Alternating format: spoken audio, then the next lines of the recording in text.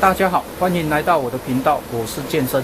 今天是2025年5月1号，星期四，买了一些欧环，今天来进行水龙头的维修。修理水龙头，我们先把上面这个盖子拆下来，这边有一个螺丝拆下来，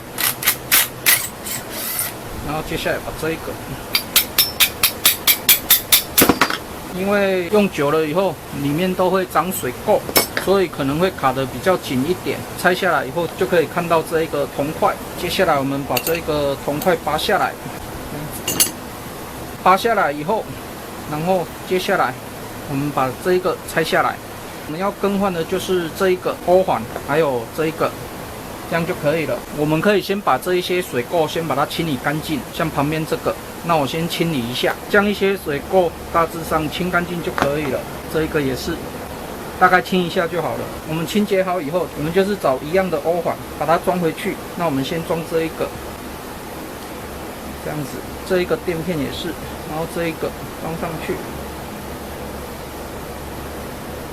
接下来我们就把它组装回去，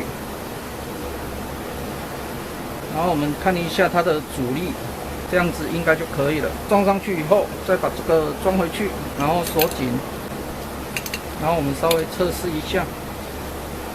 OK， 这样就可以了。最后我们把这个螺丝锁上去就可以了，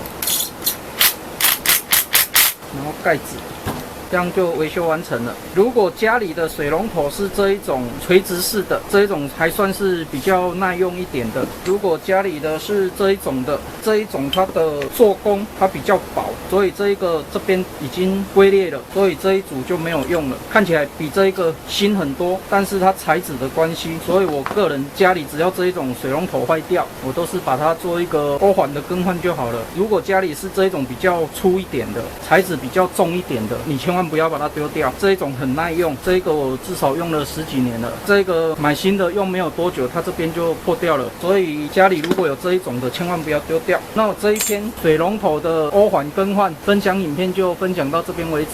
那如果你喜欢我的影片的话，敬请订阅和分享，谢谢。